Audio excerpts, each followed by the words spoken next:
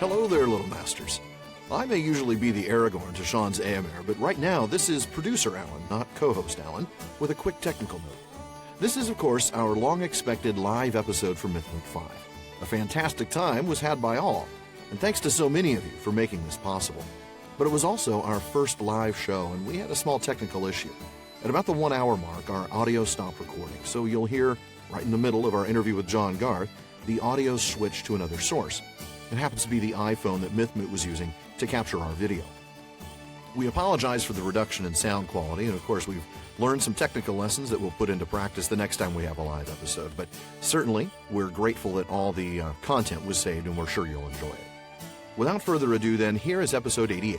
The next voice you hear will be that of longtime listener and friend of the show, Tom H., as he finishes up a generously kind introduction. They are funny, kind, knowledgeable, and occasionally wise. Like hobbits welcome maggots, mushrooms, please welcome my friends Alan and Shawn.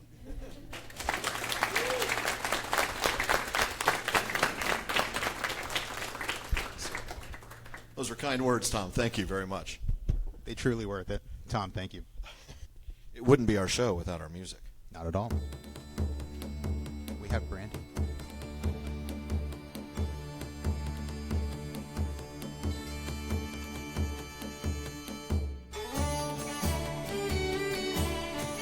Well, hello there, little masters, and welcome to a very special episode of the Prancing Pony Podcast, where today we are coming to you live from Mythmoot 5. With the live fade out and everything. I like that.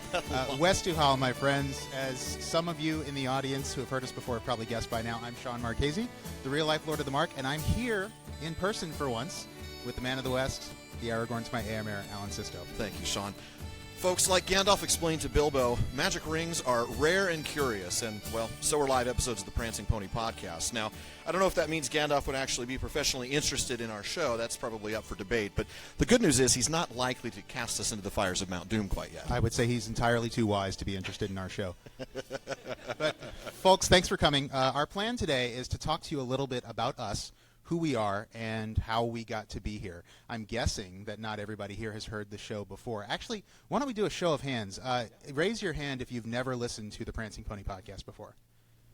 Wow. Wow. Thank you all for coming. You have wonderful taste. A lot of you. I was going to say better judgment than I would have expected. Significantly, actually. That's cool. So we'll tell you a little bit about our podcast and let you in on the secret that a few others are in on.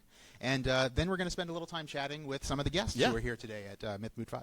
Absolutely. And if we can manage to keep some time at the end, we're going to open it up for a little Q&A for you to ask us some questions, and possibly even a fan trivia contest if we actually have a little bit of time. But before we dive in, we really want to thank, well, a whole lot of people for making this possible. But first off, we want to thank Corey Olsen, Signum University, and Trevor for making all of this possible wherever he went to. I can't quite spot him, but massive help. We could never have done this.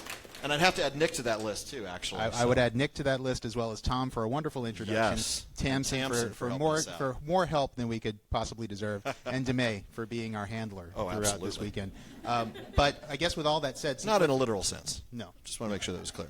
No. With all that help in place, does that mean that if anything goes wrong now, it's on us? Oh, no. No, I'm still going to blame them. Okay, fair enough. Absolutely.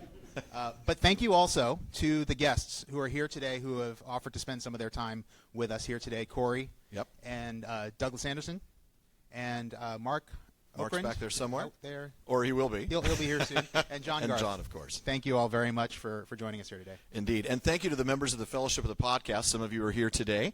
That's our Patreon family. They've helped us get here. And then those of you also who have purchased, and I see a few of them in the audience, our special Prancing Pony Podcast fundraising T-shirts that we sold back in April. So thank you again to all of you. And, of course, we're also talking to the folks that we're recording to. This is going to go out on our stream tomorrow in a real episode. And we want our listeners to know we appreciate them as well, even if they're not here in person. In fact, I'm going to say thank you to everyone, all of our listeners right now. Whether you're listening in the future on our RSS feed, future listener, or if you're watching us live on Twitch, hi. Or if you're right here in this room, thank you all. Those of you who listen to the show every week and who write to us have made the show what it is, and we would not be here without you. So thank you all so much. Absolutely. Now, we want to get on to our guests, but before we do, we really want to take a few minutes, especially since there's so many of you here who have never listened to the show, to let you know a little bit about the history of the Prancing Pony podcast. It was, in many ways, a fortunate chance, if chance there be. A Felix Peccatum, perhaps. Felix Peccatum. No sin in this particular show. Errors, perhaps, but no sin. Back in late 2015, I'd been doing some voiceover work for a little while, and one of my VO coaches had suggested that, hey, a way to get more conversational behind the mic would be start a podcast. So I thought, okay, start a podcast. Well, nobody's going to want to listen to me talk about the Oakland Raiders for more than about 30 seconds. I'm really no longer in the mood to talk about politics. And if I talk about tech, it's going to be like what's on a 5 1/4-inch floppy, because I'm kind of old on that sense. It would be like This Old House, except it would be This Old Man. This Old Man instead of This Old House. Exactly. That's absolutely right. And so eventually I decided, of course, that the only topic that I could talk about at any length with any passion was going to be the works of J.R.R. Tolkien. That didn't take me long to figure out at all. And it also, thankfully, didn't take me very long to figure out that I was going to need a co-host. In fact, a brief, maybe 30-second conversation with my wife helped me figure out that, yeah, I'm going to need to have somebody else to talk to on this one. So. And that's where I came in. Yeah, it is exactly where you came in. Those of you who have talked to us already here know that we just met in person for the first time 2 days ago, Thursday, when we got here. We'd never met. We've been doing this show for 2 years now. 2.5 years almost. Never met in person before now. Until Thursday night. And we're both still alive, so that's good. Yeah. But we actually had met each other on Facebook. We were both members of this particular group for Tolkien fans.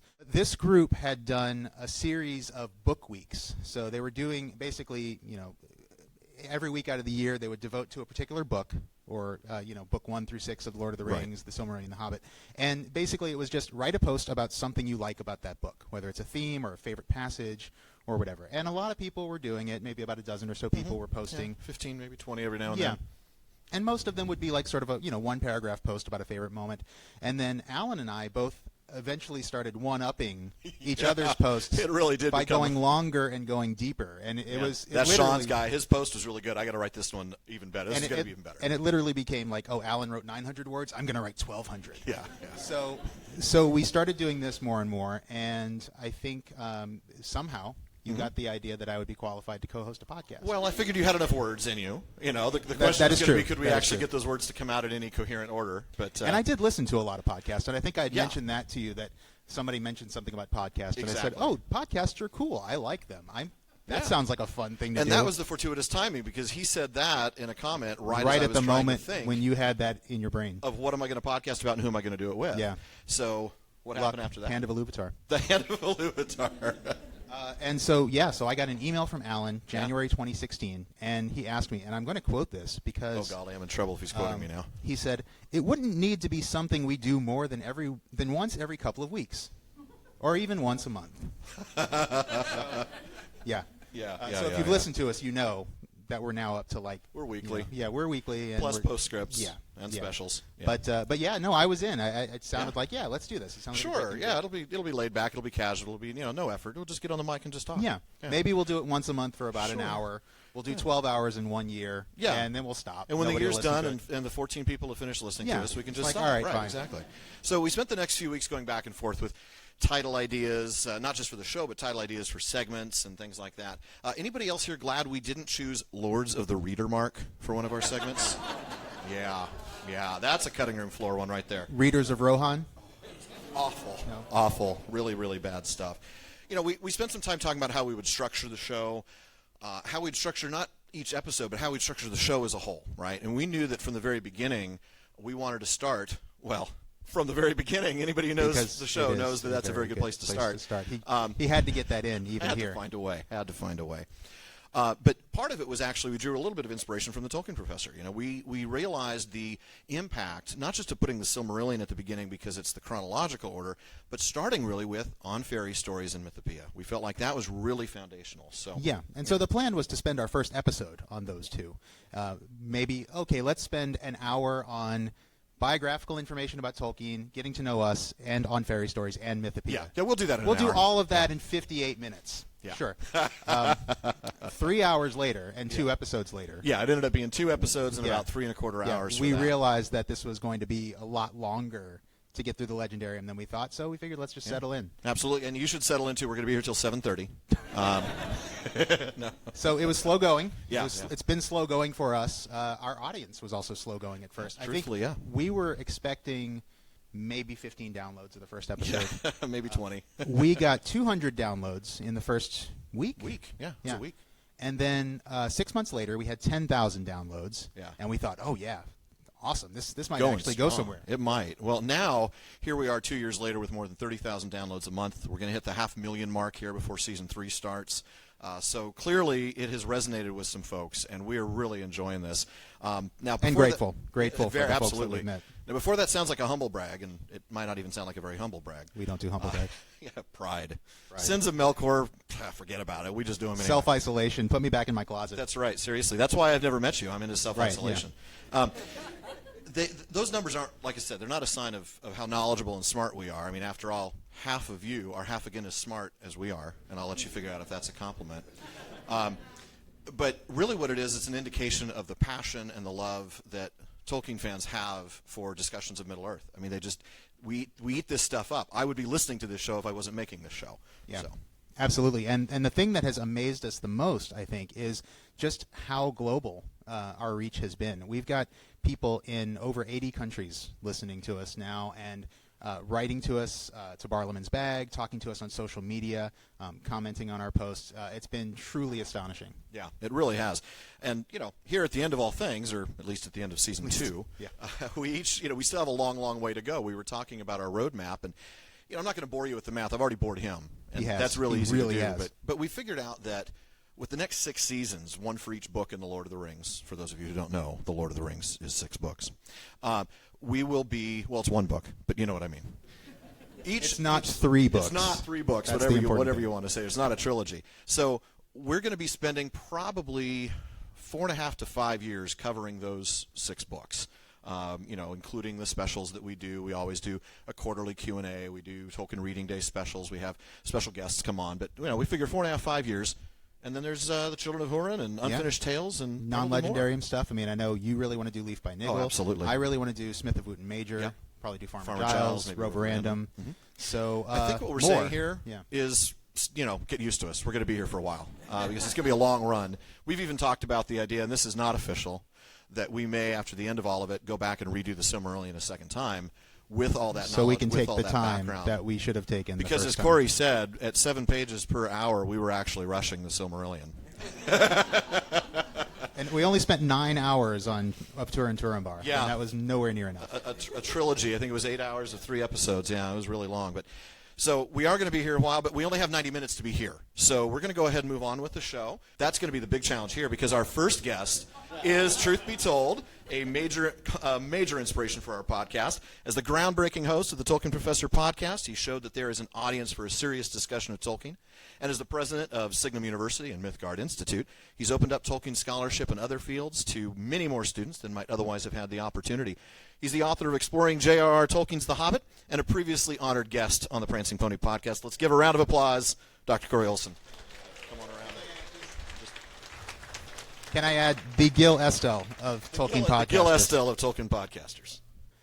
So this year is the 5th Mythmoot, and I think everyone in the room knows a lot about Mythmoot. But is that?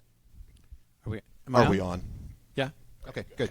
So I think everybody in the room knows about Mythmoot, but some of our listeners listening at home may not know that much about it. Can you talk to us a little bit about why you started it, and has it exceeded your wildest expectations? Because it's exceeded ours. Given that the way it started, and I think it's Ed's fault actually, because this was back in 2012 when the Hobbit movies were first coming out, and so we had been, and it was in the context of the Riddles in the Dark subsector of the podcast where we've been going through. Going through The Hobbit and thinking about the adaptation decisions leading up to the film and kind of anticipating what was happening and how we would do it if we were thinking about all the different the challenges of adapting The Hobbit. And so we'd been talking about this for a long time, and somebody, and I feel fairly sure that it was Ed, said, we should all see the movie together. We should get together and see the movie together. And where I was like, well, obviously, that's a really good idea. So we should do that. And hey, since we're all going to be getting together, seeing the movie together, let's also hang out and talk and stuff. So the first one was pretty informal. But that's ultimately where Mythmoot came from. And over the next 3 years, so we did it every year, sort of increasingly disgruntledly as the Hobbit movies came out. That is the usual reaction. So we managed to keep our morale up, nevertheless. But You had a minstrel with you. we did. We did, actually. Which we were not, in fact, compelled to eat at any point. So that was good. But there was much rejoicing. Yes. Anyhow, so that was kind of the first phase of Mythmoot, and even there, it grew into a really great conference. What I had always, when we started doing a conference, one of the things that has been kind of my passion in this from the beginning is to make a gathering which could really be a home both to the academic side and to fans, and there are lots of great fan conventions and there are lots of great scholarly conferences. There are not very many places that do both things well, and really enable everybody to kind of come together. And that's really sort of been the spirit of Mythgard and Signum from the beginning, is to create a home for both serious academic inquiry and also fun. It seems like those two go together for Tolkien. For Tolkien, absolutely. Fans and Yeah. In many ways, of course, it was a great advantage being sort of Tolkien focused, as it would have been harder, to be like, okay, let's get all the Jane Austen scholars together, but this time we're going to have a rollicking good time. Like it would have been more challenging, I think. But anyway, no insult meant to Jane Austen. No, of course not. One of my favorite authors, but again, less. I'll call it fans and fantasy. Right. Jane Austen. Yeah. Yeah. Right. Oh, That was bad. I know. That was very, very That bad. was really bad. I know. I'm sorry.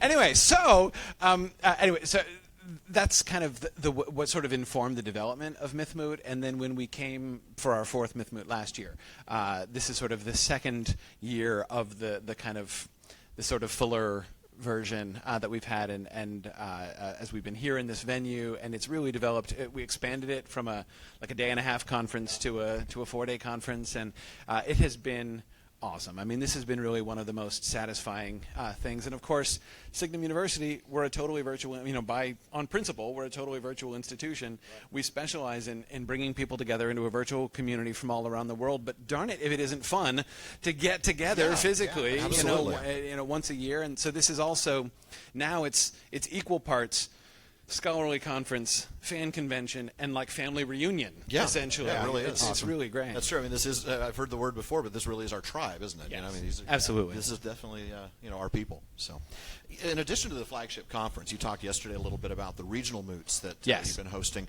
We had the Texas and London, and we're coming up on Baymoot. What are your goals for these shorter, kind of more localized moots? What's the purpose? What distinguishes them from the main one? Well, the main thing that distinguishes them is size, both in terms of they're short. They tend to be one-day events, and that they and also the sort of there's not the expectation of quite the number of people, though that varies. Right. We had almost 100 people at TexMoot, our first TexMoot this year. So we sometimes get a lot of people, but the idea is just basic. As Mythmoot has continued and has gotten bigger all the time, I'm getting bombarded by people saying, "Oh, I can't make it out to DC. I wish I could come, but I can't make it out to DC." And knowing, as you guys were saying about the global reach of the podcast, the internet world is this wonderful, leveling field, where people can come together across any distances. But again, really fun to get together in person and hang out. Yeah. And so just wanting to be able to do more of that, to be able to go to places. So we're trying to be strategic, not trying to target places where we know we have like particular people or numbers of people, but rather places where we can, draw from several different areas. Like a geographical strategy. Exactly, We talked about yesterday, the idea of having the Midwest one being in Iowa, not because there's a lot to do there, but because it's centrally located. Right. Exactly, yeah. So we're trying to position them in places where people from like multiple cities and areas can come in, just to give as many people as possible the opportunity to be able to get together. The thing that I find, have been finding, we've now done 3 of our regional moots so far, the new smaller ones, just in this past year,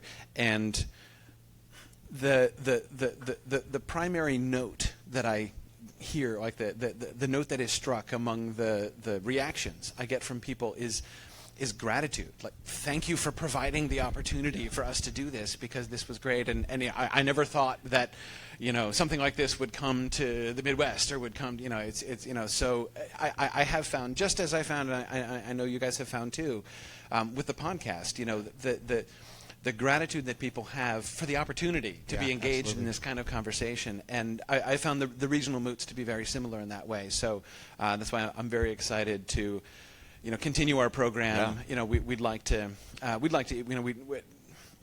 would love to do a New Zealand moot, a Kiwi moot. We have a bunch of listeners and students in New Zealand and Australia. You'll need to invite us. Yeah, I'm just telling you, you'll need to invite us. Japan moot someday. Nippon moot, that would be really cool. Wow. We've got some Japanese students as well. So now I would love to be able to do this. Yeah. And again, it's all about, because it's really been one of the core elements of Signum and Mythgard from the beginning, trying to provide opportunities for people, whether it's opportunities to come and present at a place like this, to come and listen to presentations at a place like this, to meet people, to find your tribe, and that's actually one of the really fun things regionally, right? Yeah. Not just to be myself interacting with people, but to see people interacting. Like, hey, we both live in Minneapolis. I didn't know there were others like me, near me. And that's been really fun. We hear that so much when people just write to us. Just, yes. Hey, I didn't know there were other people out there who Exactly. They'll wear our T-shirt, and somebody will come up to go, I listen to those guys too. Yes. That's a really cool story. For us especially, it's like, wow, okay, that's weird. One of our listeners wore our shirt on a cruise ship recently, which was really cool. He said people were talking about it quite a bit. So that is pretty neat. Yeah. Well, moving on to another topic, tell us a little bit about the latest with Lord of the Rings Online. Yes. What are you doing there? That's been a really fun project, really inspired by two different things. First is just the fact that I really enjoy, one of the things that I enjoy and have been coming to enjoy much more over the last 5 to 10 years is thinking about adaptation and the kind of engagement with the story that you do when you're adapting the story to a different medium having it's funny, when Lotro first started, was my podcast was just starting up at about the same time Lotro was. Right? And so in the early years of Lotro, which were also the early years of my podcast, I was frequently getting benevolently bombarded by people who were, enthusiasts and you would love this. You really need to play this. And I'm like, I can't. I absolutely should not. Do time for that. It takes. Yeah. I mean, then I was untenured faculty member with infant child, and bad idea. Very bad. This is a sure path to destruction. I used to tell them it's not you're not wrong. It's not that I wouldn't like this. It's that I would like it too much. Yes. So, but basically, The thing that changed my mind was hearing Chris Pearson, who's as he calls himself, the senior lore monkey at Standing Stone. World designer, right? Yeah, he's the primary world designer. Hearing him give a talk about it and what they did, and just sort of seeing how thoughtful and how careful they are. Because prior to that, every Lord of the Rings based game, video game, or whatever it was that I'd seen or played, had been frankly disappointing from the standpoint of being really careful readers of the text, and I was enormously impressed by what he was doing and what they were. And so I began to play, and I have loved it and have loved talking about it. So I've been doing now for 2 years? I can't even remember when I started my Grifflet stream, but I do a weekly stream on the official Twitch channel of the Lord of the Rings Online, where I just started a Hobbit burglar at the creation screen, and have been taking. So I never play him off the air, and he's at level 75 now. Wow. Where I'm finishing Dunland. I just met Quickbeam last week. Okay. Cool. That was a big moment. That would be. Anyway, so just going through and talking through the story and the adaptation and what they're doing with it has been really neat. The other thing about sort of the Lotro, my Lotro connection, has been also just kind of, again, tribe oriented, right? Finding our tribe, the dedicated people who are playing Lotro, the people who are still playing Lotro, 10 years after it started, or 11 years now after it started.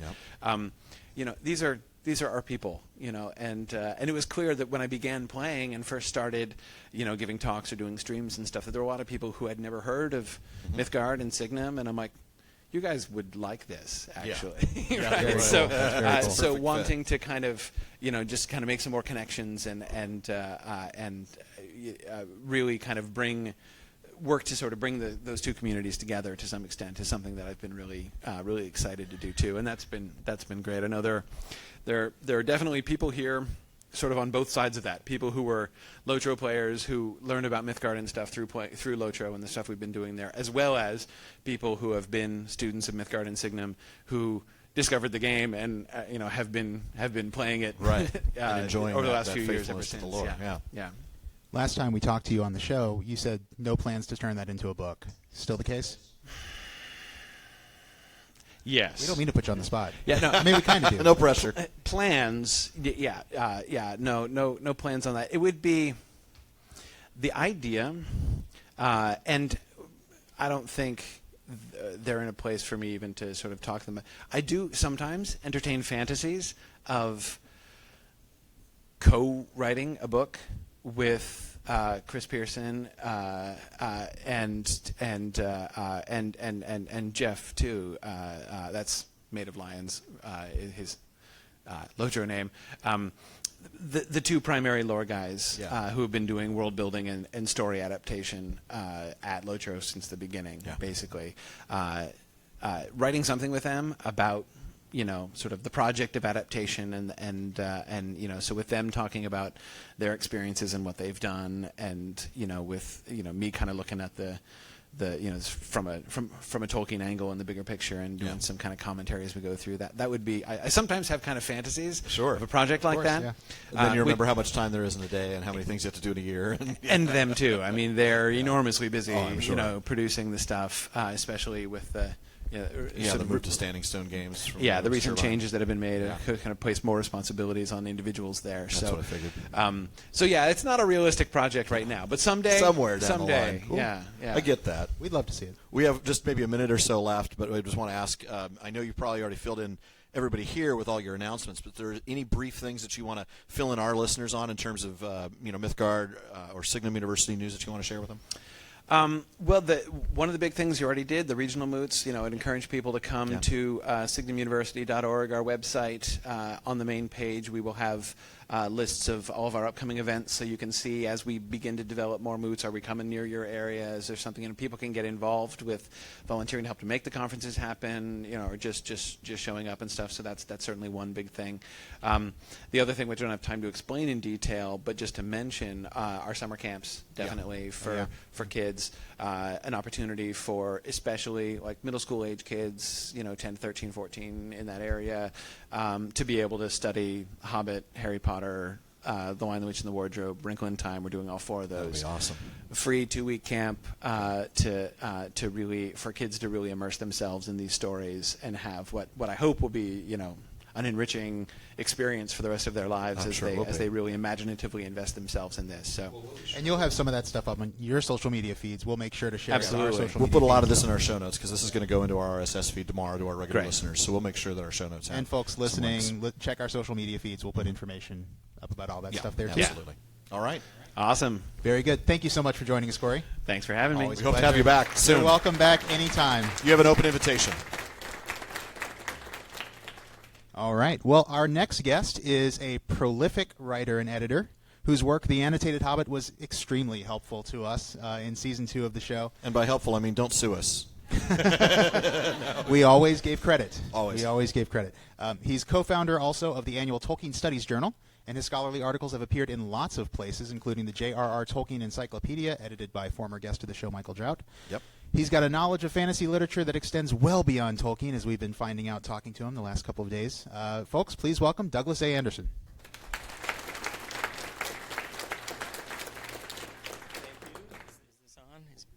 Probably get a little closer. And Okay. There we go. Well, Well, first first off, used to using microphones except as a headset. I know. Yeah. Well, first off, welcome to the Prancing Pony podcast. Thank you. Thank you for It's joining nice us. to meet both of you this time. Fantastic to pleasure. meet you. Yeah, we it really has have been. we have really used quite a bit of your work recently, so thank you so much. We That are sounds very bad. grateful. I don't mean it that way. I don't mean you. We've referenced your work. I mean, we've referenced referenced, your work right? a lot. No. We've shared it with the world. But, we have just wrapped up our reading of The Hobbit, and obviously the Annotated Hobbit was a big help to us. Can you tell us a little bit about the story of how that book came to be? That's such a fascinating project. It actually started. I was doing, I'm very text-oriented, so I'd known that Tolkien had revised, Chapter 5 of The Hobbit, the Gollum chapter, different from the first edition, and he revised the book for the third edition in 1966. So what I had done was I'd taken 5 different editions of The Hobbit and Xeroxed them, and I taped them together on these 1.5 by 4 foot sheets next to each other. Awesome. And I basically read them across with colored highlighters. Wow. Noting, and this one in pink is when the text, changed here in the second edition, and green for the third edition and that. Wow. And I had thought that it might be worthwhile to consider doing a variorum Hobbit that just pointed all of those out. So I had, at that time, had contact with Houghton Mifflin, who published The Hobbit in the United States, and Austin Onley was the head of Trade and Reference Division then. So, and I knew 1988 was coming up. The next year, it was the 50th anniversary of The Hobbit in America. So I called up Austin and said, well, I have this idea. I was thinking about doing a variorum Hobbit, but I did the work and for the changes, and it's not really enough to justify an edition on its own. And I said, but there are a lot of neat other little things one can say about The Hobbit. So would you be interested in an annotated Hobbit for the 50th anniversary? And he just sort of went, that's wonderful. Well, yes. That's so cool. And he said, I'm ashamed I didn't think of that myself. That was someone who'd been in publishing for years. Yeah. He was part of Austin had been there for since the early 40s, and he was one of the 2 or 3 people who oversaw The Lord of the Rings through publication at Houghton Mifflin in the 1954, 55, 56. So it was a real nice sort of continuity to that, and Austin had sort of moved out of being an editor, but he took this one on as his swan song to publishing, and he retired right after the book came out. So. That's great. What a way to go out there. Absolutely. The process, that's amazing. The idea of laying them all out on a big visual board. And do you have any pictures of that process? You'll have to. I still have the sheets, which I have. They're as big as this table. Yeah, and I've bet. got them sort of clumped and rolled over and tied together amazing. with twine. And Somewhere they very sat safe. until I did the first edition came out in fall of 1988, and then I of course reused them, double checked everything again for the second edition, which was 2002. And when I get around to the third edition, I'll probably have to look at them again. And but the text in The Hobbit has been pretty much well set for years. Right. So it's and the revisions are all laid out. But as I started to look at The Hobbit itself and what I would want to do as an annotated Hobbit, what I wanted to do was I wanted to take a characteristic Tolkien text, and for this, The Hobbit is the best one, and I wanted to highlight and accentuate entry points of how people can come to appreciate The Hobbit from text, from the medieval sources, from biographical things in Tolkien's life, just from the artwork by Tolkien, from the artwork by the foreign illustrators, because the foreign editions of The Hobbit often had the countries would commission one of their own native artists to do something, to illustrate the book or do a frontispiece or dust wrapper or something like that. And I thought that was a wonderful way to show how the world has accepted the book rather than just, something like that with Lord of the Rings you couldn't do because there aren't many of the translations that were illustrated. I think the Japanese one had the same artist who illustrated The Hobbit, Ryuichi Takashima, who also did the Japanese Lord of the Rings with the same kind of line drawings that are, in a sense, based somewhat on Tolkien, but from a slightly different perspective. And that. So that was the sort of impetus behind it and how it came about. And I think those illustrations were one of my favorite aspects of the book, just seeing the way the work was received all around the world and the way different artists kind of interpreted it. That was great. The giant golem was a little freaky, though. That was terrifying. Yeah, and then of course it's interesting to see how that came directly out of the text, because because Tolkien didn't have anything that said that Gollum was small until the third edition of 1966, after he'd seen various Portuguese, Swedish, and even the Japanese one, which was 65. That made him go back to the sentence, deep down there by the water lived old Gollum. Period. Well, he changed the period to comma and said a small slimy creature. Right. Yeah. Previous to that, there had been no indications of smallish stature, so the artists took it on themselves to make some quite extraordinary looking beings. Yeah. There's little Bilbo and there's this monstrous. And then when the Russians finally did a translation, you can see the horrendously large being that the artists conceived of as Gollum, and realize, oh yes, they used the second edition text, not the third edition. That's great. That is. Well, in addition to Tolkien, you've done a lot of research and writing on a whole bunch of other different fantasy authors. You've also edited a collection of stories called Tales Before Tolkien, and that collects the work of some authors who influenced Tolkien himself. I think, obviously, our listeners know Tolkien, but a lot of them probably don't know some of those other writers, George MacDonald or Edward Wyke Smith or William Morris. What are some things that you've found about Tolkien's Legendarium that you think some of our readers might be some Tolkien readers, some of our listeners, might be surprised to learn came from some of those 19th century influences? Tolkien referred to it once as the leaf mold of the mind, in the sense of what we read. Parts of it end up there in our own thoughts and how it grows out of them. One of them, the most easily apparent one, is The Marvelous Land of Snurgs by E.A. Wyke Smith, which is a tale. It starts out kind of awkwardly. It's about this young boy and girl, Joe and Sylvia, who their parents are maltreating them. So somewhere in their life appears this strange woman named Mrs. Watkins, who runs around with an umbrella or some sort of thing, which she attacks their parents and beats them and basically abducts the children. And she takes them off to the place an isolated bay that's run by the organization she founded, the SRSC, or the Society for the Removal of Superfluous Children. And there the children are allowed to grow up, have a happy childhood. So even though it starts at a sort of dark way of setting up the story, it becomes quite fun. And in this land of Snurgs, what they find is a Snurg who's a half-high creature named Gorbo, and they go off and have an adventure with Gorbo into the dark woods. And there are certain other aspects of it that are quite have resonance for Tolkien readers and that. And when I tracked down, the book was originally published as by E.A. Wyke Space Smith, with Smith as the last name. And I eventually found out that there were Wyke Smiths, Wyke-Smith, and wrote to one of them in London. Just A. Wyke Smith was all I had in the address, and sent them. And I remember I sent it on like a Friday, and the next Wednesday morning I got a telephone call at the bookstore that I worked, and it was Angela Wyke Smith, and it was E.A. Wyke Smith was her grandfather. Oh, wow. And so we were able to fill in all the details about this, and she said, we always thought Tolkien stole that from our grandfather.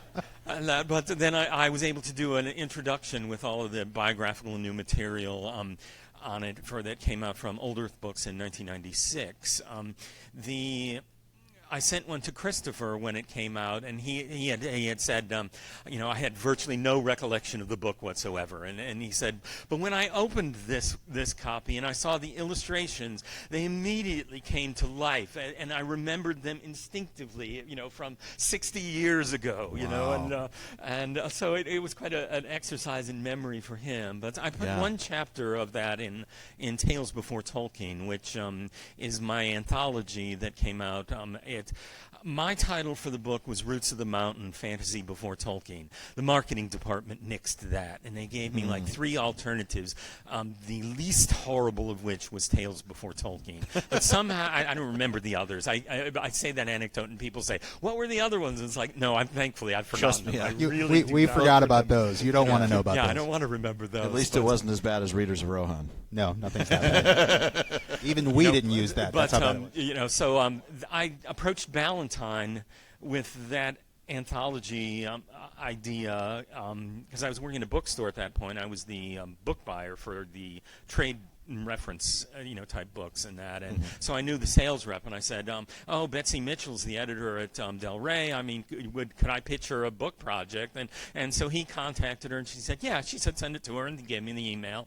And so I sent a proposal, and she wrote back, and she said, that sounds good. Let me think about it. I'll get back to you. And it's like a week later, she got back and said yes, and then 5 days later, I had the contract. Wow. It's like never had anything go so smoothly or easily before or since. Yeah, the stories we've heard of the publishing industry, it's much more glacial than that. That's pretty quick. And I've experienced those eons too. I bet you have. And that. So, but it was nice to get Ballantine to do it, Ballantine Del Rey imprint, because I'd been a long fan of the Ballantine Adult Fantasy series, which I'm talking about tomorrow morning. Exactly. And so, in a sense, my book was an homage to that series, which I grew up on. So it made a sort of continuity in a circular sense, in the sense that the Ballantine Adult Fantasy series came about because Ballantine published Tolkien, and they were looking for other books that Tolkien readers would buy, and so the series came about, and now I'm sort of coming back on it in the closed circle aspect. Well, and of it. speaking of continuity, that segues into my last question. We only have a few minutes left, but this is your first Mythmoot, and you're going to be talking about those books tomorrow. Perhaps that's the answer to this question, but what are you most looking forward to this year, or has it already happened? What's been your experience here at Mythmoot? Oh, Mythmoot? I pretty much guessed, I've been to enough conventions, and I knew pretty much what it was going to be like, and it was going to be fun, and it's been fun. So, this year I did 2 presentations. I usually would only do one, but I wanted to do one on the conference theme, which was sort of my serious one yesterday, and the one tomorrow morning is my fun one. So, well, we're all looking forward to that one for sure. We are truly looking forward to that one. Yeah. Well, thank you, Doug. Okay. Absolute pleasure having you here today. Right. Thank you all. Thank you. And we hope you'll come back on the show sometime soon. Absolutely. Folks, next up we've got a living legend in the constructed language, or conlang world. He's the creator of the Klingon language, as heard in the Star Trek movies. That includes both some of the original films and the recent Into Darkness. He also created Vulcan dialogue for Star Trek II and Star Trek III, I think, as well as some Vulcan and Romulan dialogue for the Star Trek reboot in 2009. Yeah. We'll try not to ask him to read Tolkien in the original Klingon. Folks, please welcome Dr. Marc Okrand. Thank you for joining us. Thanks for joining us. Marc, first off, I just want to welcome you to the Prancing Pony podcast. I really appreciate you taking the time. Now, we are a Tolkien podcast, so I'm afraid that probably not all of our listeners know who you are. We do, but that's because of our crossover interests, but I'm sure a lot of them have that. We, of course, want to introduce you to them. So, I mean, these people know who you are, but the people listening through that don't. Those people. So, those people don't. You invented the Klingon language for Star Trek. You started as a professional linguist like Tolkien and many others. But I understand your involvement with the Klingon language kind of happened almost like that happy chance thing we talked about a little serendipitously. Can you tell us about that? Yeah, we talked about this a little bit last night. Well, Klingon happened for not a chance reason. Klingon happened because I did Vulcan before that. Oh, okay. So that makes sense. Okay, yeah, let's go there. Vulcan is what happened by accident. Okay. I was out in Hollywood for something else. Yeah. And the job I was out there to do was supposed to take a week. So I arrived on Monday and was going to be there Monday through Friday. Actually, Monday through Sunday. Called the people I was supposed to call, and they said, great, welcome to L.A., we'll have something for you on Thursday. So I had Monday, Tuesday, Wednesday with nothing to do.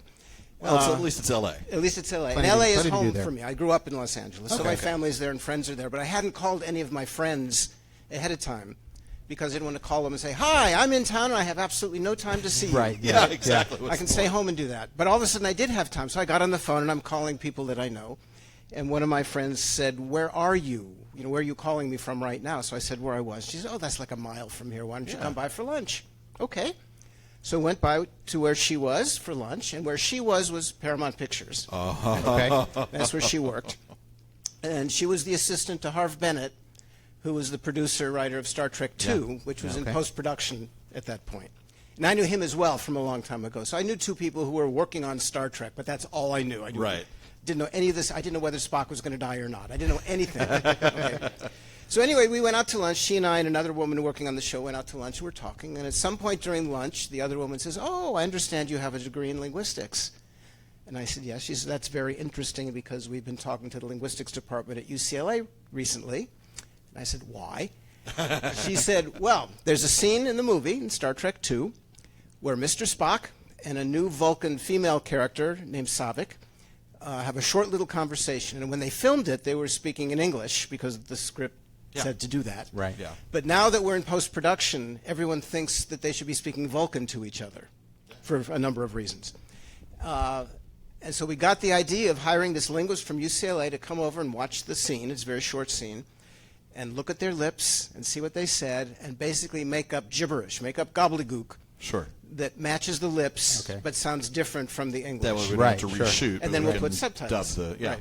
Yeah, dubbed like a foreign film. Right. Right. So I said, that's really smart. Hiring a linguist to do that makes sense because a linguist will understand how different sounds are made and what sounds Right, look like sure. other sounds and what Yeah. sounds you cannot see at all and Right. all that.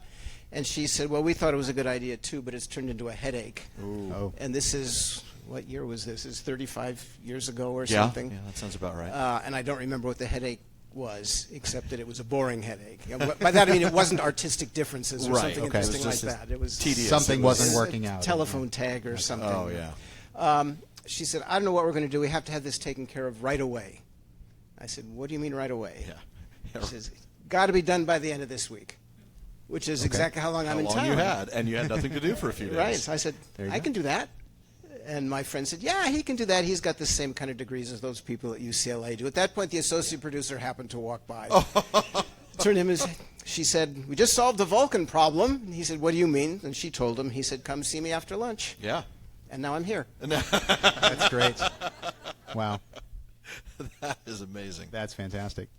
Well, so 35 years later, it seems like language construction or conlang is just growing so much as a Yeah. hobby and as an art form.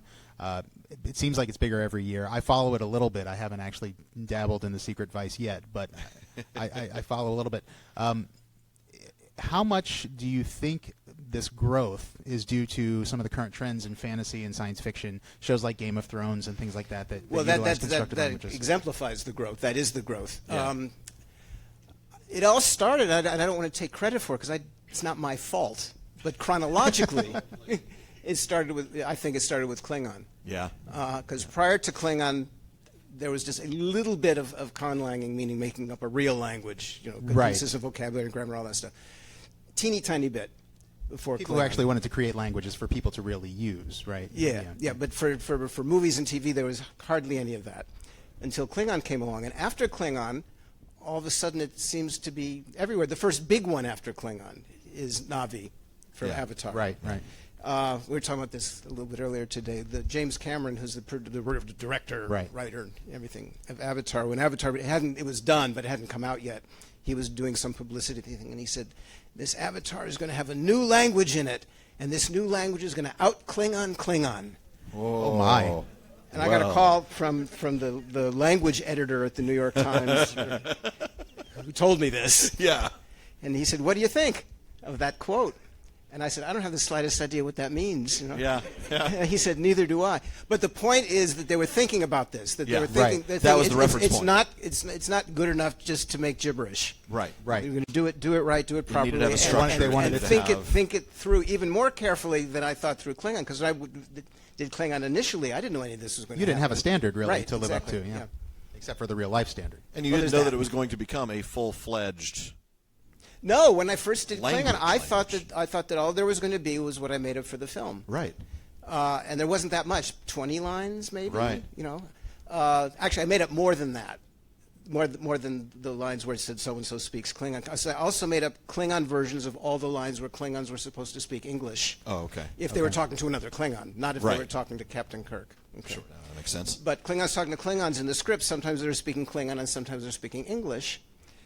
And I said, all right, I'm going to make up lines, the Klingon version of the English lines, just in case while they're filming, Yeah. someone says, why is that guy talking Right. English? He should be talking Klingon. Yeah, I could say right. here, We've got this say ready this for as you. if, oh, let me go think about that. Right, exactly. They use 0 of those. Of course they did. Of course. But it helped. But if you hadn't done them, they would have wanted all It's of helped them. fill out the Exactly, corpus and for actually you. they did after the fact. But anyway, after the movie was done, after the filming was done, and they're in post-production, some of the lines that were spoken in English, now, that one ought to be in Klingon. Now Well, you now tell you me. tell me, Yeah. right? And now you've even had to go beyond that, haven't you, for all the other media and just for fans and things like that. Yeah. Yeah. After The book, the after Klingon book came out, Dictionary. yeah. I wrote this book called the Klingon Dictionary, and people bought it. I'm one of them. I was a very young man when I did it. I was a big Star Trek fan, so of course. I bought it. And enough of them actually read it and paid attention to it that a language-speaking community grew, and now it's out there. And now there's a lot of people who speak Klingon. Yeah. Right. There's a lot of people who speak Klingon a little bit, and there's a smaller group of them who speak it really, really well. Terrifyingly and they well, yeah. carry on conversations with each Yeah. other, and they have meetups and things like and that. there's 2 big meetings a year. It's like the Mythmoot. We have the Yeah. big meeting, Right. okay, which is called the Kep-A, which literally means big meeting. Okay. That's convention, right? And then the other littler one, which is called one of them is called a Kep-Hom, which means little meeting. Okay. Okay. So And there's- Klingons, and there's a Kep-Hom. They're not subtle. They just No. There's Kep-Homs all around, Kep-Home, all around. Got to get the There's right one plural in there. Germany. Oh. Okay, that happens every year, and the Kep-Hom little one in Germany is bigger in terms of attendees Sure. than the Kep-A here, Here. traditionally. So Wow. it's called a Kep-Hom-A, which is a big little meeting. I don't know what there's a word for that in English. Yeah. Very nice. That's awesome. Well, since you've been to so many of these, you probably understood a little bit about what this was going to be like. But is this your first Mythmoot? Yes. Okay. So how does it compare with those fan conventions? What's kind of Well, nobody's grunting at me. Is one that's true. difference. No batleths, Yeah. in Right. the audience. Nobody's carrying the batleth on Right. them. Probably less makeup right now, at least. Right now, We'll there's- see later on yeah. at the Masquerade Ball. Yeah, most of the people who come to the Klingon language meetings don't dress up. Some do. Right. Some do, and there's especially for the picture. They take a picture of everybody. That's dress up time. Okay. For some, but most of them don't. More dress up in Germany actually than do in the American one for whatever reason. But the similarities are, because I was talking to people at lunch and things like that, is what I found at these things, but the Klingon meetings and this meeting here as well, is people are so interesting when they're talking about stuff that's directly related to what this is all about. So here, whether they're talking about Tolkien or something like that, and for the Klingon ones, whether they're talking Klingon or Star Trek, or talking about something else. You meet people who are doing all kinds of things, all kinds of interesting things in their lives, who know all kinds of things you don't think anybody knows anything about, Yeah. and they're experts in Right. it. Yeah. And it's fascinating. It's wonderful. Yeah. It really is, isn't it? That's fantastic. Well, I think we've got time for one yeah. more question. Plenty certainly of time, do. I think. Can you give us your favorite Klingon phrase that you've invented? And please translate it for someone who hasn't I seen don't know my Star Trek. favorite Klingon phrase, but favorite Klingon word. Ah, okay. Actually, there's 2. One takes a little bit of time to explain. That's fine. We've got some time. All right.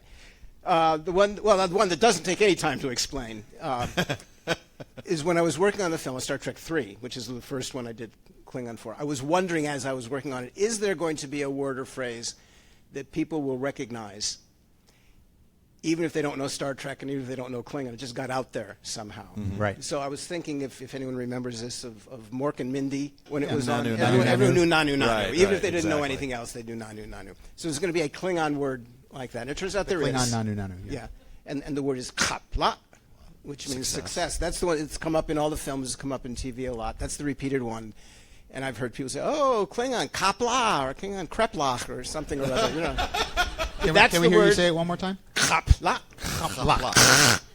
Yeah. You gotta have that. La. And that's the word. That's the word. that Man, got I'm gonna out have there. fun editing this. That's the Klingon. You're welcome. But the other one, you have to know a little bit of Klingon grammar for. Okay, in Klingon, the conjunction, like and, or, those kinds of words, comes after the things being conjoined. So in English, you Okay. say dogs and cats. In Right. Klingon, you say dogs, cats, and. Okay. Yep. All right. In one of the Star Trek episodes, Next Generation, I believe, root beer came up in a Klingon context. So I said, "Oh well, I Must guess have been on the holodeck. I guess we need a word for root beer." which I hadn't thought of when I was originally making up the Klingon vocabulary. I wonder why. Klingons don't seem like a root beer No, swilling but people. there they were. There he was on TV talking about root beer. Okay, make up a word for root beer. And the word for root beer is aujet. Je is the word for and. Okay, the way outjet is spelled, it's an apostrophe at the beginning, apostrophe at the end, but in between the apostrophes is A-W-J is the word for root beer. Very nice. Very Well nicely done. Very nicely done. Well done. Man, That's why you get a professional to create your And language. on that note, thank you, Mark, Okay, for joining thank you. us. Man, Thank we you really so much, appreciate Mark. it. That was It's brilliant. been a pleasure. Thank you. Oh, man. That was brilliantly done. Well, our final guest today is somebody we've been honored to have on the Prancing Pony podcast. He was with us last year. He's an accomplished writer, a gifted editor, and, you know if you heard this yesterday from him, a very talented speaker. The author of one of the true must-read Tolkien biographies, Tolkien and the Great War, along with the wonderfully insightful Tolkien at Exeter College. Please give a warm Mythmoot welcome to John Garth.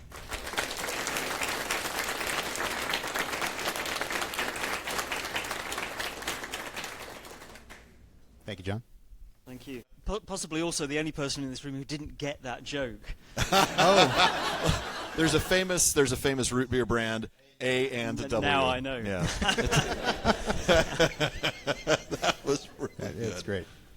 Well, John, welcome back to the Prancing Pony podcast. Thank you very It's much. been a little over a year since we had you on last time, and we love to have you again.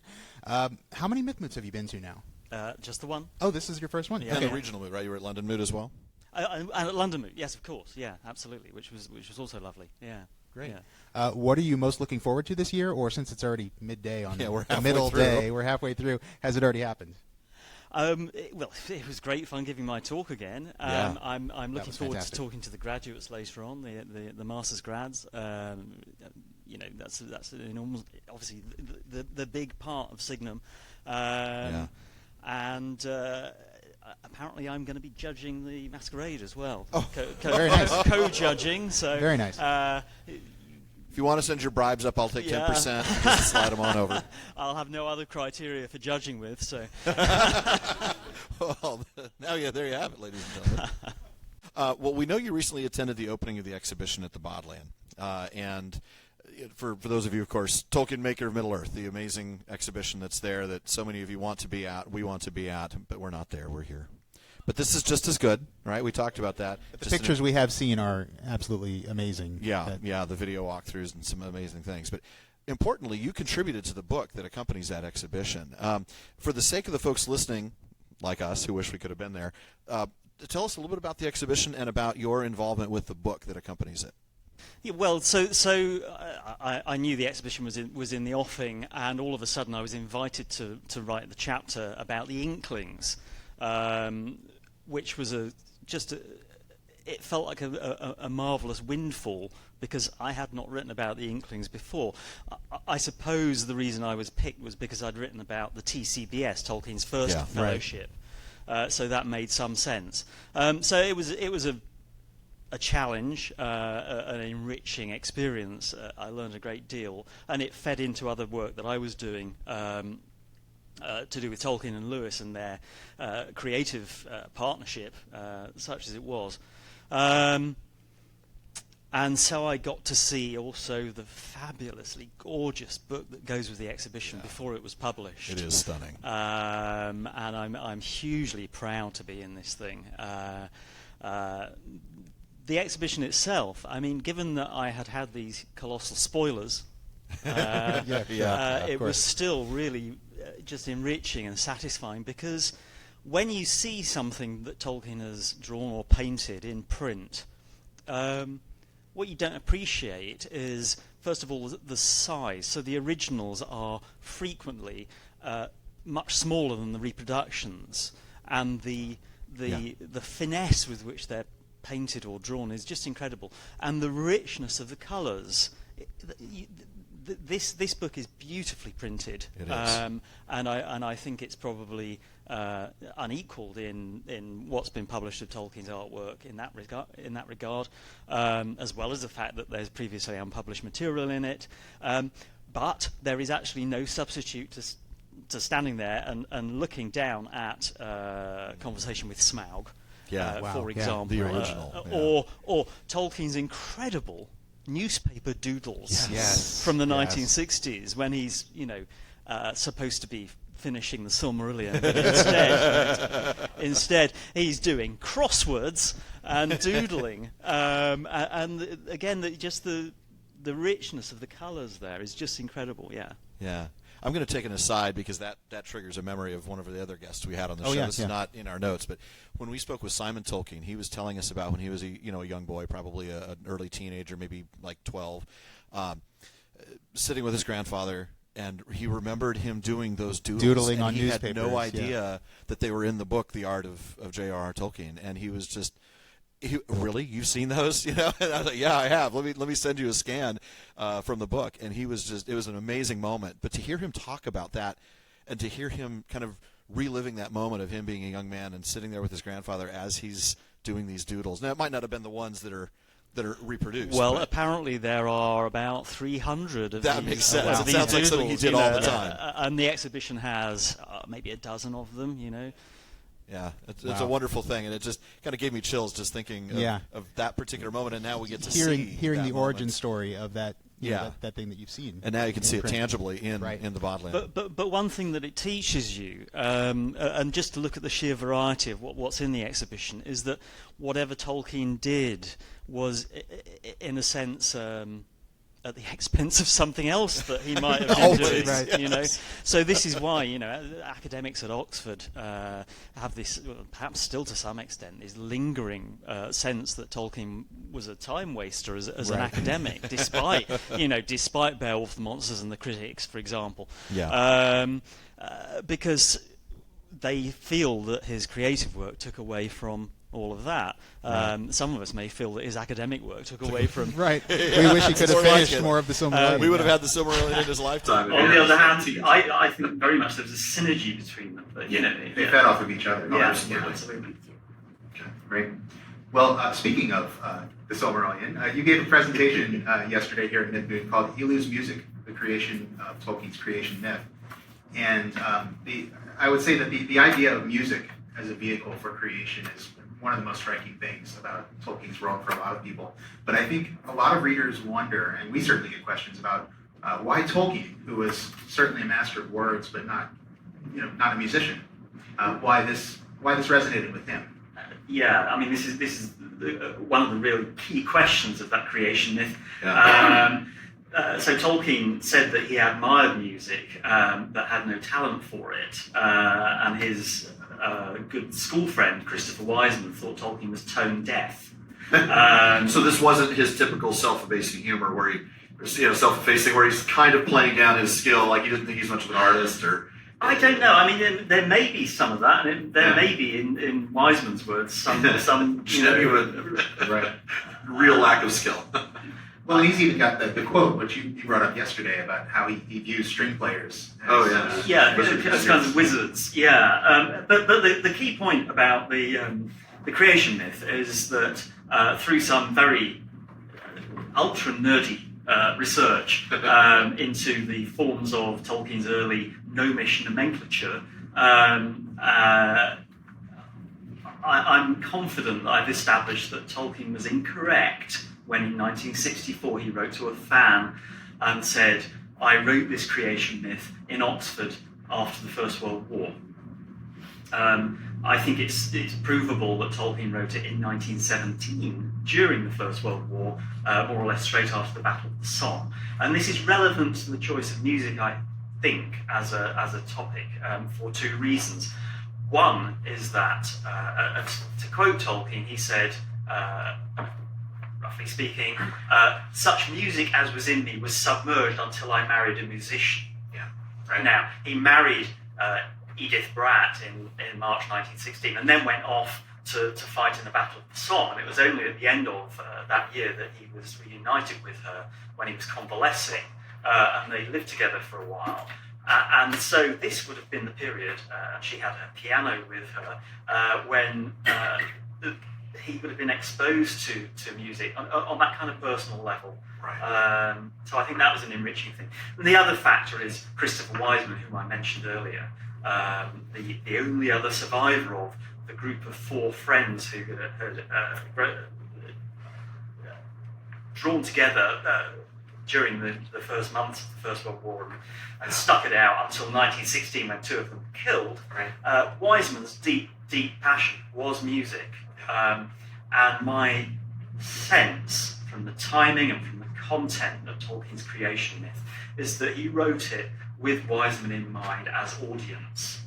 And he wrote it to address Wiseman's interests, and partly for self-consolation, because it's about the tragedies of the world and how to make sense of things that seem senseless, the slaughter, the deaths of friends, and partly in consolation for Wiseman, who was really broken down about these things. Yeah.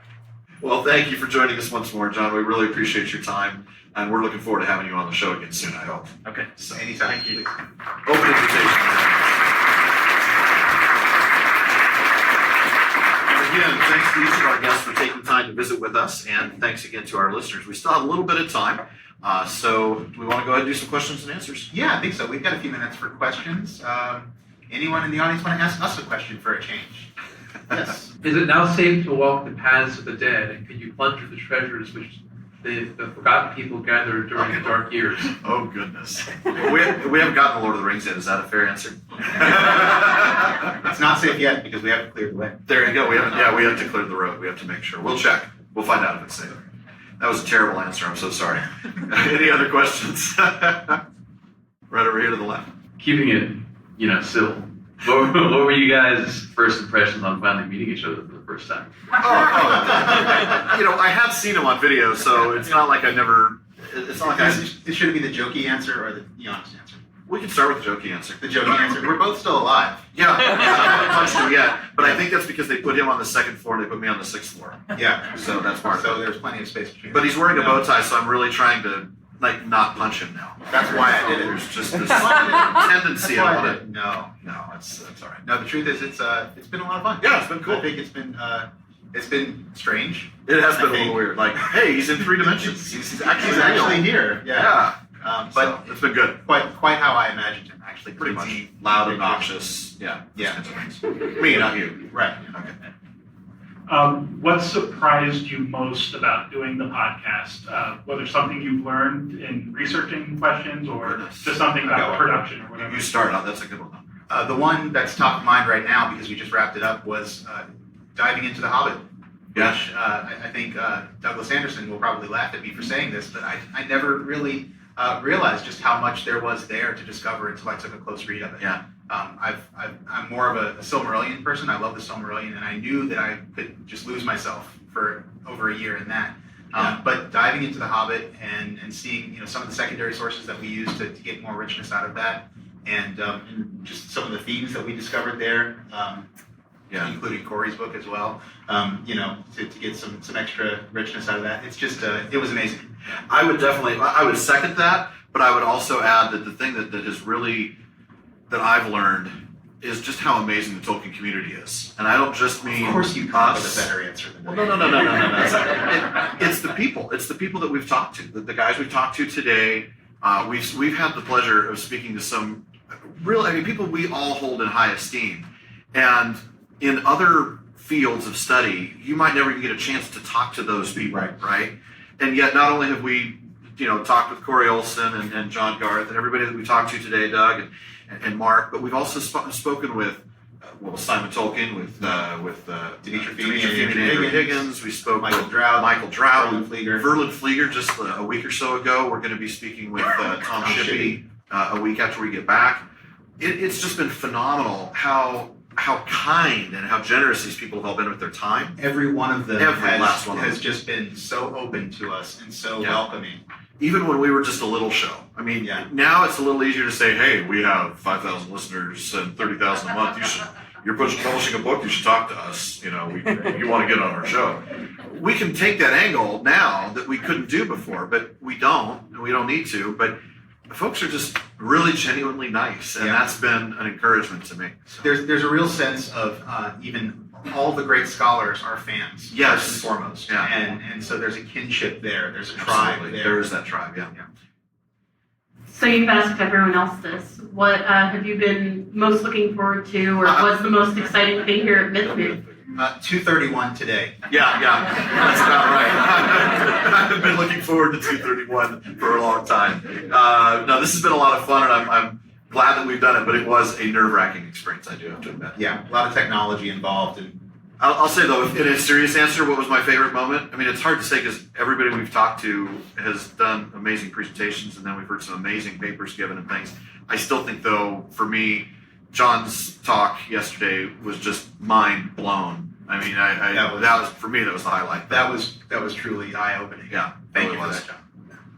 Next up, I want to ask you the same question you asked girls. Is there going to be a book? is there going to be a book? You know, If someone wants to we're publish it, talkers and not writers, but I have to admit that don't the speak for thought. yourself. Well, that's true, actually. How did we meet? We met by writing book week Yeah. posts. I have to say, actually, the thought has crossed my mind. I Mine don't too. know what that form would look like. I think there's so many scholarly works in the Tolkien field. I wonder if there's room for something that's a little bit more casual, a little bit more, it's still deep underneath, but casual on the surface, so that a more casual fan might be interested in something like like a big FAQ, you know, all the questions you ever wanted to ask on the word afraid to, you know, whatever, something silly like that. But the notion that it would look like it's something that's easy to get into, and it would be easy to get into. It would have maybe some of our digressions. We'd have back and forth, and you know, I don't know, but maybe. Folks who followed the show for a long time know that before we went weekly, we used to do these things called Prancing Pony Pondering. Yeah, the on our website. We would do basically in our off weeks when we were a bi-weekly show. The off weeks we would do these. We would alternate, writing right? an So it's essay. like once a month we'd each write. Yeah, and it would be a short essay, 1,000, 2,000 words. Something like that. Maybe Well, not. my free will one was a little longer than Probably, that, of course. Yeah. Boromir. And those were we tried to go a little bit scholarly with those, but also have fun with them. Well, just because it has footnotes doesn't mean it's scholarly. That's true. I just want to make sure that's real clear. That's true. I spent something like 1,100 words investigating the concept of elf smell. Yeah. As Base Bilbo says, It smells like elf spirit. Yeah, it smells like elf spirit. Yeah. So that was kind of the attitude we were trying to strike with this. Yeah. And so if there's lighthearted, there's a market for that in book form that we discover Who someday, knows? maybe Who so. knows? Absolutely. I want to do one more question because I want to leave enough time to do some trivia.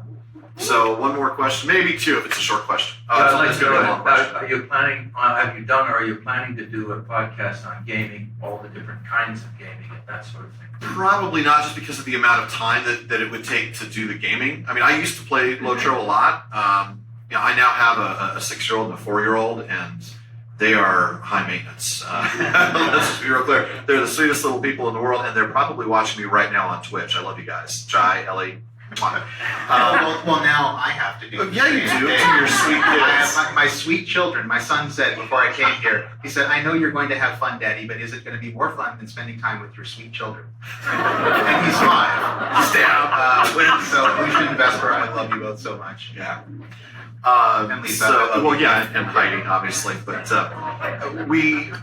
Thank you for the watching. time it takes to play those games is immense. And if I ever play again, it's going to be Lotro. I'm not going to get a chance to play much else. So I have to say we probably won't be able to do something like that. As fun as that sounds. If I do another podcast after this, of course, this is 7 years from now. I'll be getting letters from the ARP and Social Security will be telling me about when it's time to retire. But if I did another podcast after this, I'm not gonna answer that one. Actually, I don't know yet. No, we'll just leave it there. I think the one thing we would do if we decide to dive into gaming, Tolkien gaming, it would be with a guest. Oh yeah, we talked about that. Maybe talking to a guest. Yeah. Maybe Something along those yeah. lines. All right, we're going to go ahead and wrap up the Q&A because now we've got a few minutes left for trivia questions. What we want to do, we're going to be okay. What do we want to do? The prize. So this is trivia for people who listen to listen to the show. So we apologize for the most of you who raised your hands. You're going to just be sitting there going, "Wow, I don't have a clue what the answer Or is." if you guess, But you will have a lot of fun listening to the answers. I promise you that. These are the fun bits of the show. So you're going to get a laugh out of it either way. So what's the prize? Yeah. So the Punch prize notes? is No. What is it with you and the punches? The prize is a Prancing Pony Podcast T-shirt, Yay! which we do not have here today. No, because we're going to make your your specifications. orders, your size, your color. Yeah. Yeah. So absolutely, you're so for the winner in advance, come see us after the show, and we'll talk about size and color and all that good stuff. But the rules, what? Raise your hand really high. Raise your hand really high. Tamsin, if you want to help us out and just be kind of our hand judge, so that as we're reading questions, if somebody raises their hand before they, I'm qualified. you can, yeah. That way, in case it's somebody over out of your line of sight. And it's just a point. It's a point per question. There's a couple questions, I think, or at least one that has a bonus point. Right. We are the judges. We are the judge. We are, yeah. So if we don't think if we don't think your answer's right, then it isn't right. So we just want to make sure you're aware of that. All right. So first question. To which popular birthday party accoutrement do we often compare the eldest son of Finwë? Tamsin, which one raised their hands first? Okay. Pinata. Yes. Pinata. Bonus points since you got that one right. We'll see if we get bonus points. What's still left in that pinata? Nothing. Dustin asked. We would also. Point. Yeah, would we take that? I think we'll take. Okay, we'll give it a bonus point. 2 points for Daniel there. All right. Now, Feanor frequently referred. By the way, it's the Feanor pinata because we constantly beat up on it. I mean, every episode that we get a chance we get. In The Hobbit, I think we brought him up at least. We brought him up in like chapter 2 of The Hobbit. Yeah. Kind of like to get to greed before we. Yeah, exactly. We talk about pride, or we talk about greed. Oh, that reminds me of Feanor. Yeah. So it's a lot of fun. You know who would make a bad choice like that? Feanor. Absolutely. For Finwë himself. Now, Feanor frequently refers to the Noldor in Valinor as thralls. What Princess Bride reference did we frequently make in reference to that line? Because, of course, they're not thralls, right? In the back. There's a point for Joe. Keep on using that word. I don't think you know what that word means. I laughed just thinking about it. I know, that was a funny one. This one's great. What Gollum-themed product would we love to make and sell if we could? I saw a hand over here pretty quick. Oh, okay. GPS. Yes, the Gollum. Precious! No, turn back! Turn back, Precious! Turn back! You missed the turn, Precious! Go back, Precious! Go back! You have to listen to our 3 episodes on Gollum, and we did probably a 10-minute digression on that ripped our voices apart, but it was hilarious, and you will absolutely love it. Buy stock in herbal tea companies. Seriously. Right now. Before we of course, like we discovered, Andy Serkis actually looked into that, and if he couldn't get the rights to do it, we certainly aren't. Right? But we thought, I think actually, more than a Gollum GPS, I would like to do a Treebeard GPS. I think that would be hilarious.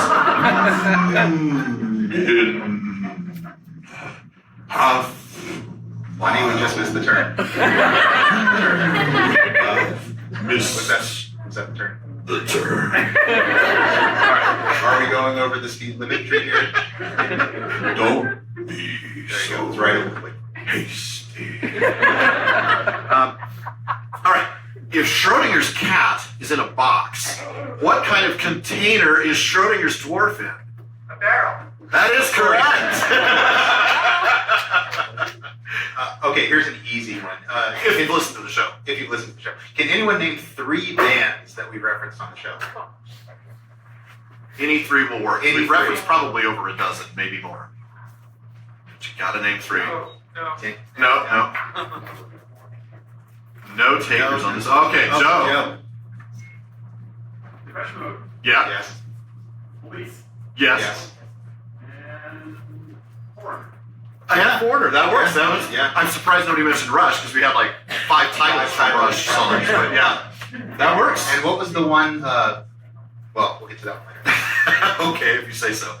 What beloved children's character does Shawn love to do impressions of? And if I need to put it in context, it came up when we were talking about Kate. There we go.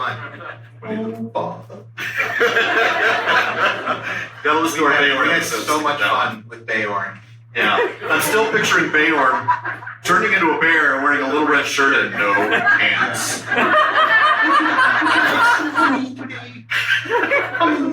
Come in, dwarves. I've never had so many dwarves here. I think it's time to go to the last question. There you go. I think it is. We could do more voices, though. We could do the, what was the one that you wanted me to do? The Treebeard. How many people here are familiar with Monty Python and the Holy Grail? I mean, I'm assuming everybody. Okay. Look who you're talking to. I know. Well, only 20 of them listen to our show. I mean, how big of nerds can they really be? So you'll be familiar with this. We were talking about Melkor and Ungoliant's terrible first date. How he tried to ditch her on the way home. First and last date. That swipe left, man. Swipe left. So she did ask for the jewels pretty quickly. She did. That's right. If you like it, put a ring on it. No, that was terrible. Please forgive me. Please forgive me. We were talking about Melkor and Ungoliant, and I think we did a Treebeard Ungoliant rendition of the skit about the swamp castle. So it was, one day, all this will be yours. What? The curtains? I just want to sing. It was terrible. It went on for hilarious. 2 minutes, maybe, which is about a minute and a half too long. But if you like that brand of humor, you will like the show. Last question: do we have a score by any chance? Because I've now totally lost track. It's probably Joe. Okay, Joe, it's your battle to lose. All right. Because we've got Daniel's got 1.5. Well, he's got 2 because he got the bonus question. That's right. Yep. Okay, so all right, I can't make 2 T-shirts. All right, here we go. All right. What disco hit did we reference at the Battle of Five Armies when the goblins were climbing over the Lonely Mountain? Daniel? It's Raining Men. Yes. Yes, that was one more band that we referenced on the show. Was it the Weather Girls? It was the Weather Girls, yeah. We actually, I could not remember that. That was like Donna Summer, but no. But Google the Weather Girls, It's Raining Men. The cover don't for Google that. It's terrifying. Amazing. It's really quite funny. Well, folks, I think we really have just about run out of time. The 0.0 on the timer tells me that. But thanks again for being with us today. And if you enjoyed these questions here today, you'll be happy to hear that we're going to be releasing our quarterly Questions After Nightfall episode next week. That's when several members of our Patreon family are going to be, well, actually have joined us because we've already recorded it, for a Q&A episode that's going to be released next Sunday. Why don't you keep talking while I try to get this going? I will do that. And then after that, we're going to wrap up Season 2 of the Prancing Pony Podcast with a very special conversation that we had with Dr. Verlin Flieger. That's right. We'll be taking a few weeks off the show. We plan to come back in mid-August to launch Season 3 in style with the conversation with Dr. Tom Shippey. But while we're off, we're still going to be around on social media. Parliament's going to be bringing us the mail. And most importantly, we're going to be working on a lot of things related to the podcast, all with an eye towards making things even better in Season 3 when we start The Lord of the Rings. That's right. And we're planning on doing the same thing after each season going forward, so you can look forward to those each time. It'll keep us fresh and entertaining, or at least as fresh and entertaining. As much so as we can do. Low bar, man. Low bar. It'll give us a chance to prepare for each upcoming season. Yeah, lower your expectations. Good. Lower them again. Okay. It'll give us a chance to prepare for each season more thoroughly. So if you have any questions, just let us know on social media or by emailing Barliman at theprancingponypodcast.com. And while we're not going to ask you for anything, if you'd like to see how we're doing towards our Patreon goals, you can see them at patreon.com/prancingponypod. And we do want to give a very special shout out to all of our patrons at the Kier Dance contribution tier. Some of whom are here today. today. Some of whom are here today. That's DeMay in Alaska, Tamsin from Minnesota, James in Virginia, Don in Vancouver Island, and Emily in Texas. Thank you all. Thank you very much. Woo. And if you're looking for some summer reading material, we invite you to please check out the official library tab on our website, prancingponypodcast.com. We've got links to everything from cheap paperbacks, perfect for making notes in the margins, all the way up to some really good stuff for your Tolkien collection, and books from all of our special guests are available there as well. That's right. And if you wouldn't mind heading over to iTunes for us and leaving us a review, we'd be grateful for that. Those reviews help us get more visibility in iTunes, and that translates to a bigger community of Tolkien lovers, lots more questions, lots more fun conversation, and all the things that we love. Yep, absolutely. And thanks to everyone who has already left us a review. We do still read every one of them, don't we? Yep, we do. And we're featuring one a week on our hashtag Thankful Thursdays on our social media channels. So if you want to be highlighted there, just send in a review. Now, make sure you never miss an episode of the show by subscribing through iTunes, Spotify, or your favorite podcast app. And we want to thank everyone who's become part of our social media circles. We originally started this to have a conversation about Tolkien that everyone could be a part of. That's why we have the online common room on Facebook at The Prancing Pony Podcast, on Twitter at Prancing Pony Pod, and on Instagram at Prancing Pony Pod. And one last thing as always, don't forget to send your thoughts, questions, comments, and, well, your takes of Mythmoot amazement. Say that 8 times. I know, seriously, I'm not going to try that again. To Barliman at theprancingponypodcast.com, and we'll try to get him into our next episode. Well, 90 minutes is still far too short a time to spend among such excellent and admirable listeners, but until next time, Farewell, friends.